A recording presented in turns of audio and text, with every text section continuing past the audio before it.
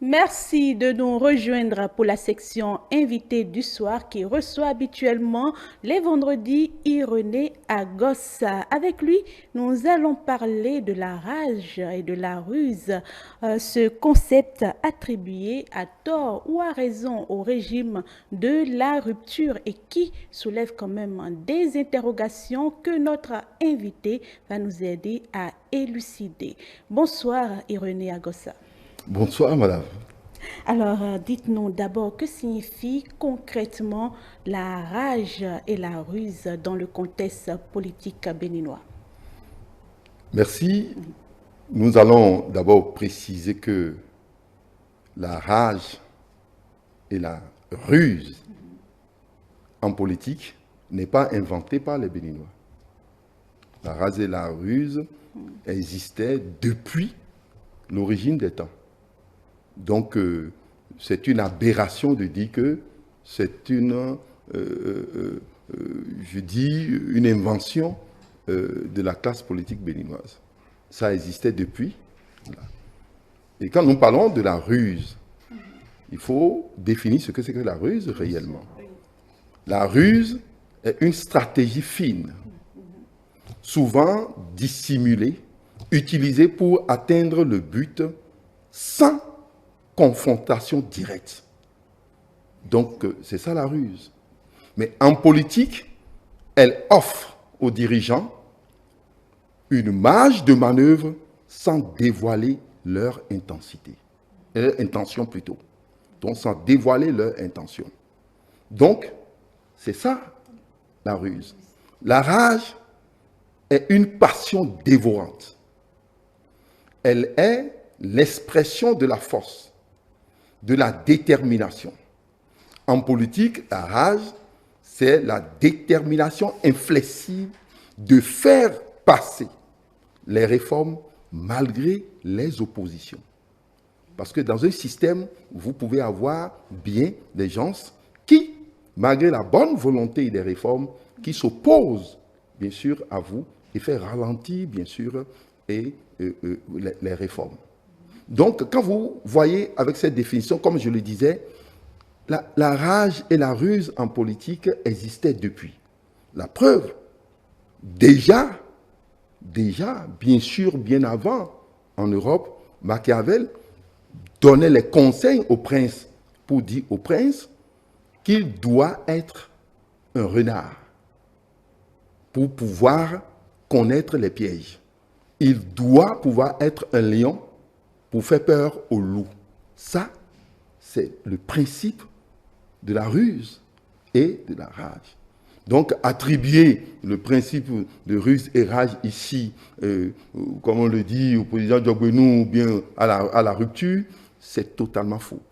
Ce que Yahi Boni faisait, l'ancien président Yahi Boni faisait, en disant que lui, il va ramener les siens du Bénin profond.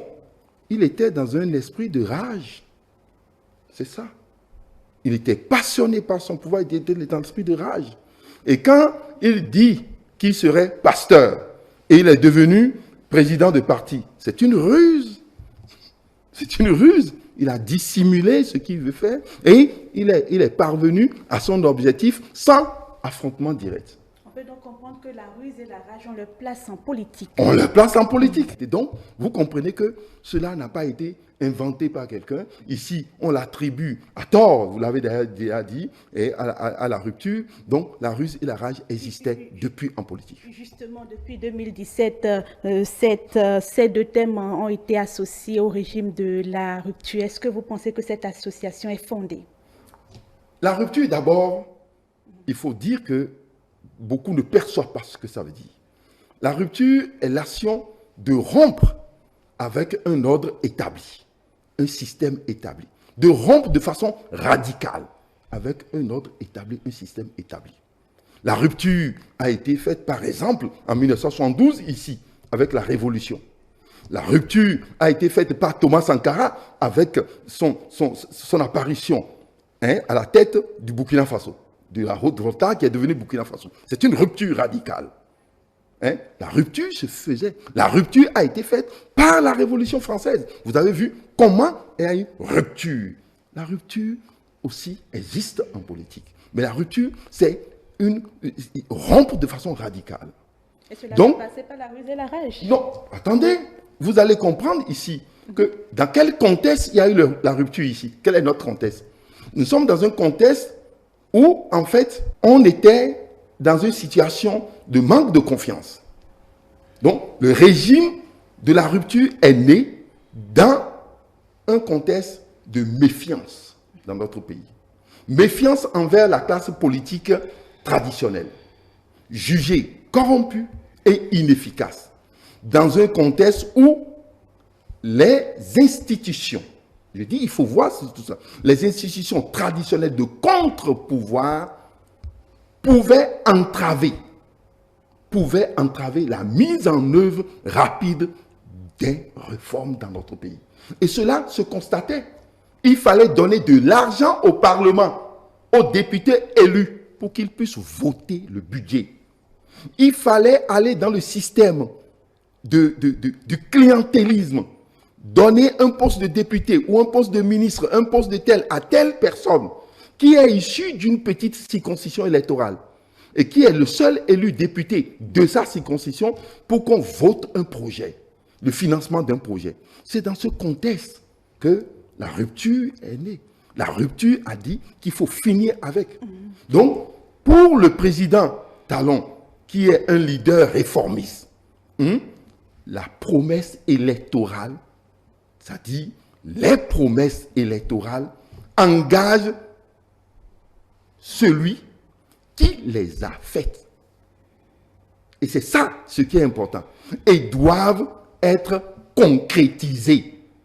C'est là l'élément de la... Or, dans l'ancien système, la promesse électorale, les promesses électorales engagent ceux qui les écoutent. Donc ici, c'est ceux qui ont fait la promesse, ça les engage. Donc, il y a un signe ici qui est clair et qui se manifeste, c'est le signe, bien sûr, de la responsabilité et de l'engagement qu'on prend vis-à-vis de nos populations. La considération qu'on donne au peuple. On ne les minimise pas. On ne se met pas dans une autre forme de ruse. Cette ruse dont on met en place qui détruit. Donc, le problème qui se pose ici, dans le contexte ici, c'est de comprendre la rupture. Cette rupture est venue pour que cette ruse qui s'applique dans le système politique béninois et qui, en fait, est une ruse qui n'est pas sincère. Les gens, et qui est irresponsable. Il n'y a pas de sincérité. On n'assume pas.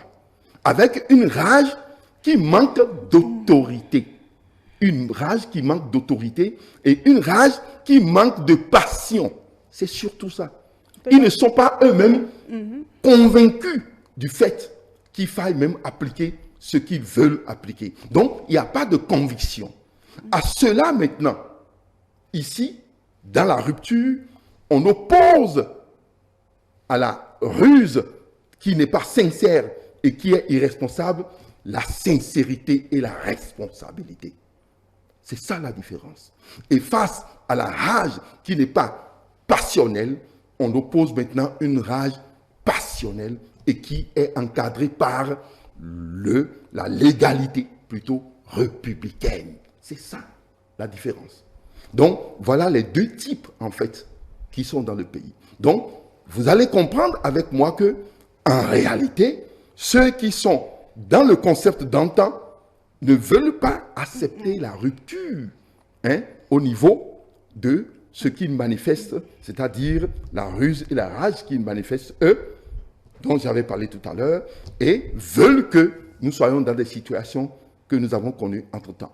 C'est cela qui a fait que, dans l'histoire de notre pays, vous allez voir à partir de 90 jusqu'à maintenant, vous allez voir qu'un président comme Mathieu Kérékou, le général Mathieu Kérékou a dit, si vous êtes prêts, je suis prêt. Donc lui, il laisse ça. Il dit, si vous êtes prêts, je suis prêt. Alors, mais vous allez voir, à la suite de lui, il y a le président Yahi Boni, qui, bien sûr, a manifesté la volonté de faire parvenir certaines choses, d'instaurer une autre forme de gouvernance. Il a parlé de changement, il s'est engagé. Mais il n'a pas manifesté la rage passionnelle qu'il faut pour l'atteindre. Et qu'est-ce qu'il a fini par dire?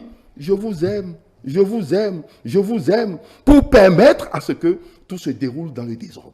Et l'État a disparu. L'autorité de l'État n'existait plus. C'est ça ce qui se passe et ce qui se passait. Aujourd'hui, avec le président Talon, donc c'est clair, il y a une rupture de tout ça. C'est ça, il dit, il y a une rupture. Avec une ruse et une rage remodelée, stratégique. Stratégique. Si on comprend très bien. La ruse, vous en avez besoin, d'ailleurs, pour sauver votre peuple. Vous en avez besoin face à l'étranger pour sauver votre peuple. Vous avez besoin d'une passion pour faire passer votre ambition. Parce que sans cette passion, vous ne pouvez pas affronter les obstacles. C'est ça ce qu'il y a. Et comprenez que dans le contexte d'ici, les institutions traditionnelles de contre-pouvoir étaient mises en place pour empêcher la mise en œuvre efficace des progrès. Du progrès. La mise en œuvre efficace de tous les projets que nous avons qui peuvent nous conduire vers le développement. Ce qui fait que, si vous comparez la période de 90 à 96, et vous prenez de 90 à 2016, et vous prenez de 2016 à 2000. À aujourd'hui, vous vous posez la question si c'est le même Bénin. J'ai amené un ami sur la place Amazon qui se dit, mais est-ce qu'on a transféré cette place de quelque part qu'on a amené au Bénin? J'ai dit non, c'est la même place. Et il voit le Bénin un peu partout, il est surpris. Donc, c'est ça qui fait la grande différence. C'est ça qui fait cette grande différence. Et c'est pourquoi il faut aujourd'hui comprendre le contexte dans lequel ça s'est passé et ce que nous faisons aujourd'hui. Alors, on peut dire qu'après 9 ans de gouvernance que certains qualifient de musclée, les résultats obtenus justifient cette méthode? Les résultats obtenus justifient la méthode parce que nous avons avec nous la réforme du système partisan qui a repris en fait l'essentiel de la réforme des réformes. C'est pourquoi je l'ai toujours dit, c'est la réforme mère. Donc, la réforme du système partisan et qui a amélioré les conditions d'accès aux élections et qui a renforcé ici notre processus électoral pour garantir la paix, la cohésion sociale, l'unité nationale et pour faire en sorte que nous soyons dans un système qui puisse nous apporter un personnel politique de valeur. Et ça, nous l'avons eu au niveau de la réforme du système partisan.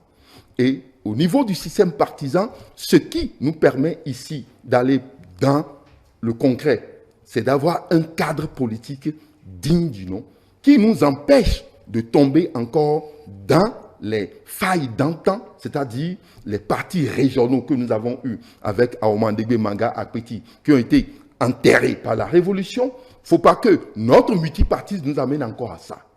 Nous avons aujourd'hui l'ambition d'avoir des partis nationaux. Et ces partis qui couvrent tous les besoins des populations. Et au niveau des populations, la transformation est visible. Les gens y perçoivent. Ils voient tout. Demandez. La transformation est visible.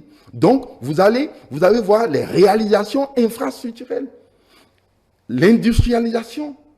C'est clair au niveau de Glodjigbe. Les marchés modernes pour accélérer les échanges chez nous. C'est clair, on le voit. La mise en valeur de l'art chez nous et de la culture à travers les Vodundes. Mais c'est une réalité. À travers aussi ce que nous avons au niveau du palais de Niki. Mais c'est partout connu. Et tout le monde parle aujourd'hui du Bénin. On n'indique plus le Bénin par rapport au Nigeria. On parle de notre identité. Le tourisme est devenu une réalité dans le pays. Personne ne vit encore au Bénin et qui a envie de rester chez lui. Là où on peut aller se promener existe désormais. Et là où on peut se faire plaisir existe. Le sport, vous avez eu plus d'une vingtaine de mini-stades qui ont été construits, mais ça permet le développement et ça permet de construire d'autres types de jeunes, d'autres types d'emplois. Désormais, la fierté d'être béninois est une réalité. Alors, mais qu'est-ce qui se passe au même moment? Il y a des réactionnaires et des complotistes qui ne perçoivent pas ça. Si vous leur posez la question, ils disent que rien ne se passe dans le pays. Mais ceux-là, c'est qui? C'est ceux qui sont dans le système de rage et de ruse d'entretemps. C'est-à-dire la ruse non sincère, irresponsable, la rage non passionnelle et qui se fait sous l'influence du clientélisme politique. Ils sont toujours là parce qu'ils ont des intérêts. Et quand vous voyez parmi eux, ils sont encore là. Le combat doit être mené là. Et ceux-là vont vous dire que tout va mal, que le pays n'évolue pas, qu'ils sont étouffés, que la démocratie est étouffée. La démocratie est étouffée parce que quoi? Parce que leur système n'a plus d'espace d'expression dans la rupture actuelle. Il y a une rupture de ce qu'ils vivaient, hein, et cela est ici assumé désormais par une ruse responsable et sincère et à travers une rage passionnelle. C'est ça ce qui est important et ils ne veulent pas faire cette mutation. Ils ne veulent pas quitter une étape pour une autre. Non, ils sont restés dans leur cadre et ils sont en train de vouloir s'imposer. Et c'est ça le combat politique de tout le temps aujourd'hui. Vous voyez le président de la République, il a dit que c'est irréversible ce que nous faisons. Ça, c'est une passion. C'est une passion qui s'est animée. Et quand vous voyez celui qui incarne ça au niveau de notre parti, par exemple, le président Djobenou, et quand il s'exprime, vous allez constater qu'il est dans une passion. Parce que cette ruse et cette rage que nous définissons aujourd'hui avec la rupture, qui n'est pas une invention du Béninois, et qui n'est pas une propriété du président Djobenou, et qui n'est pas une négation dans le développement du pays, parce que nous voyons ce que ça donne, cela fait que si vous voulez l'exprimer, vous ne pouvez que le faire par passion, par engagement. Et quand nous voyons le président Djobenou au cours de sa conférence, qui a perdu ses salives, qui transpirait, qui était en transe, et soutenant bien sûr cette conviction qu'il a animée, ça montre que nous avons effectivement à la tête de notre parti celui qui incarne au plus haut niveau le progressisme taloniste. Parce que nous avons, nous aussi, un progressisme taloniste, c'est-à-dire un progressiste qui accepte la rupture dans l'esprit de la ruse et de la rage de la modernité. On peut donc dire que la réforme du système partisan est une ruse savamment mise au point. La réforme du système partisan est le résultat d'une stratégie. Donc, ce qui fait que quand vous prenez, en définitive, la ruse et la rage sont deux faces d'une même pièce. Mais en étant aujourd'hui bien encadrés, nécessaires pour la rupture en réponse à l'inefficacité chronique des gouvernements antérieurs. Donc, c'est important aujourd'hui pour la ruse et la rage dont nous parlons ici, qui est différent. Donc, nous sommes dans une nécessité d'efficacité, de besoin d'efficacité par rapport à ce qui se passait avec les gouvernements antérieurs. Donc, et c'est ça qui se trouve sur le terrain. C'est ça qui se réalise aujourd'hui. C'est ça qui fait que l'espoir existe. C'est ça qui fait que nous avons la conviction que demain serait encore meilleur. Alors, parmi les réformes notables, le seuil d'éligibilité est passé de 10% à 20% lors de sa dernière sortie médiatique. Le président de l'Union progressiste, Joseph Djobenou, a déclaré « Si l'Union progressiste que je préside n'est pas capable d'atteindre les 20%, c'est qu'elle n'est pas digne de représenter les Béninois. » Que pensez-vous de cette déclaration, Ironé Agossa? Oui, d'abord, c'est une déclaration responsable. C'est une déclaration... Pas trop prétentieuse. C'est une déclaration responsable. Et c'est une déclaration qui demande la perfection et le progrès au niveau même de notre parti. L'effort continuel. C'est l'effort continuel. Il demande à ce que nous soyons dans l'effort continuel. Qu'on ne soit pas dans l'aisance et croyant que les exigences aujourd'hui sont déjà tellement élevées et qu'on ne doit pas faire l'effort de plus. Vous savez, dans l'histoire économique et managériale du monde, il y a un excellent théoricien qu'on appelle Pareto. Et dans le principe de Pareto, Pareto a parlé du principe du 80-20. C'est-à-dire que les réalisations des objectifs à 80% sont obtenues par 20% d'actions. Je dis bien, les réalisations des 80% des objectifs sont réalisées, sont atteints par 20% des actions. Et ça veut dire simplement quoi?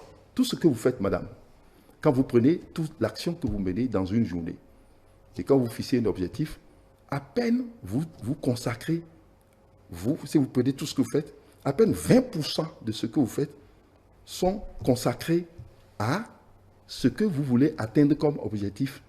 Et ces 80%, si vous le faites, serait à 80%. Tout ce que vous faites là, si vous voyez, ça serait dans les autres gestes. Exemple, vous êtes venu, vous prenez le téléphone, vous appelez la maison, vous sortez, vous prenez ça, vous mangez. Vous allez voir que vous êtes dans un gaspillage de temps de 80%. Et souvent, pour l'efficacité de la société, on demande à ce que 20% du temps de l'homme soit consacré aux objectifs qu'il veut atteindre. Et là, il atteint de façon efficace 80% de ses objectifs. Vous voyez déjà la faiblesse au niveau des hommes. 80% de leur énergie, ils fournissent ça à du n'importe quoi. Qu'est-ce que je veux dire par là? Nous devons être encore plus exigeants dans les conditions pour que nous ayons un personnel politique performant, de qualité. C'est ça. Donc, quand on demande les 20% par circonscription électorale, c'est d'abord d'avoir les 10% vous permettant d'être à la table pour discuter dans un premier temps. 10% que vous pouvez obtenir dans une zone ou une région du pays. Vous pouvez l'avoir au sud, vous pouvez l'avoir au nord. Et je vous ai dit que l'objectif ici, ce n'est pas d'avoir des partis régionaux. Et dès que nous avons atteint cette étape, il faut aller encore plus loin. Plus loin, on nous demande que les partis politiques doivent pouvoir avoir 20% du suffrage exprimé au niveau de chaque circonscription électorale. Chaque circonscription électorale, c'est indispensable. Donc, dès que vous avez ces 20% de qualité, vous donnez alors la possibilité à la liste qui a déjà 10%, d'être performante, d'avoir un personnel de qualité. Donc, pour que ceux-là utilisent 20% de leur action qu'ils doivent mener au Parlement pour atteindre au moins 80% des solutions dont a besoin les populations dans chaque circonscription du pays. C'est ça ce qu'il y a à faire. Donc, nous allons avoir un personnel de qualité. Et c'est ce personnel de qualité qui va voter les lois. C'est ce personnel de qualité qui va contrôler l'action du gouvernement. C'est ce personnel de qualité qui va en fait instaurer le débat. Un débat politique de qualité et pouvoir nous mettre dans la culture du compromis politique. C'est ça. C'est de ça qu'on a besoin. Et c'est ça, l'exigence actuelle. C'est pourquoi le président Diogbe nous dit, dans son parti, il va falloir que cela soit une réalité. Si nous ne faisons pas ça, alors pourquoi nous sommes progressistes? Si nous ne faisons pas ça, pourquoi nous sommes progressistes? Et vous allez voir quand il le disait, il était passionné pour le dire. Oui, bien sûr. C'est une inspiration. Et il a même demandé que nous devons aller au-delà de notre comportement physique et faire appel à l'être que nous sommes, cette dimension spirituelle, et permettre à ce que nous puissions constater l'inégalité dans la société et faire en sorte que ces inégalités soient corrigées. Donc, il demande une solidarité dynamique au niveau du peuple et permettre à ce que, comme nous sommes dans une rarification des ressources et que nous avons des besoins potentiels, exponentiels plutôt, des besoins potentiels exponentiels, il est normal que nous soyons plus solidaires et que nous puissions plus produire. Parce que si nous ne produisons pas assez, nous ne pourrons pas alors suffisamment distribuer. Mais dans cette distribution, nous devons savoir que d'autres en ont besoin plus que d'autres. C'est important. Et certes, c'est l'incarnation du président d'un parti progressistes, talonistes dans notre pays. Donc, il confirme que non seulement nous sommes progressistes, mais nous restons dans l'esprit, bien sûr, de cette rupture avec une ruse hypocrite, irresponsable, avec une rage moins passionnelle qui varie et qui ne manifeste aucune passion pour la résolution des problèmes dans notre pays. C'est ça ce que le président Diogbenou exprime. Alors, Irénée Agossa, très rapidement, pour terminer une dernière, on est d'accord que la gouvernance par la ruse et la rage suppose une stratégie volontaire et parfois même autoritaire. Mais cette méthode laisse-t-elle suffisamment de place au dialogue politique? Absolument. Au dialogue politique, pas... Au dialogue démocratique. Démocratique, oui. Même politique, démocratique.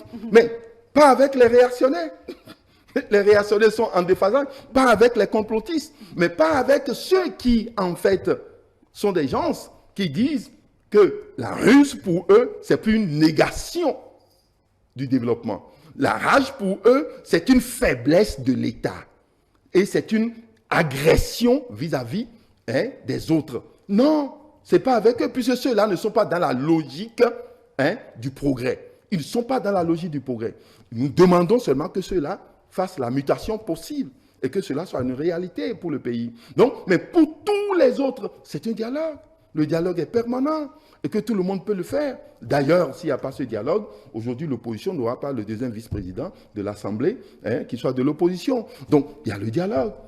Il y a un dialogue permanent. Il y a un dialogue permanent et que nous pouvons rester dans ce dialogue. Donc, c'est un dialogue plus constructif et qui va nous amener vers les vrais sujets. Ce dialogue serait désormais sur les sujets de développement et non sur des sujets complotistes. Par exemple, la question de la liste électorale qui n'a rien à voir avec la question de relecture du code électoral. Ce code, on dit qu'il faut faire la relecture, mais sans jamais dire les objectifs. Les objectifs ici, je prends le cas du président Goumbedi qui dit il faut que tout le monde participe aux élections. Vous avez vu dans un pays où tout le monde participe aux élections sans critères? Vous avez vu ça une fois? Donc, c'est clair que nous ne pouvons pas aller dans le sens du dialogue avec l'irresponsabilité. Et l'irresponsabilité n'assume jamais la liberté. La liberté va de pair avec la responsabilité. Et la démocratie a besoin de la liberté. Et ce n'est pas la qualité de ce que nous faisons aujourd'hui que nous allons assumer la continuité de l'esprit démocratique dans notre pays. Irénée Agossa, merci à vous. C'est à moi de vous remercier. Alors, mesdames et messieurs, c'était Ruse et rage en politique, tenant et aboutissant, un concept attribué à tort ou à raison au régime de la rupture. Nous avons pu suivre à ce sujet l'acteur politique Irénée Agossa. Eh bien, il s'agit d'une stratégie volontaire et autoritaire et savamment mise au point par la rupture et qui n'a rien de destructif. Rien du tout. C'est pour permettre à ce que nous évoluions et nous voyons comment notre pays évolue et qui est un beau pays aujourd'hui. Et voilà qui est dit. Merci de nous avoir suivis. On va se donner rendez-vous vendredi prochain encore avec Irénée Agossa, toujours dans la rubrique L'invité du soir.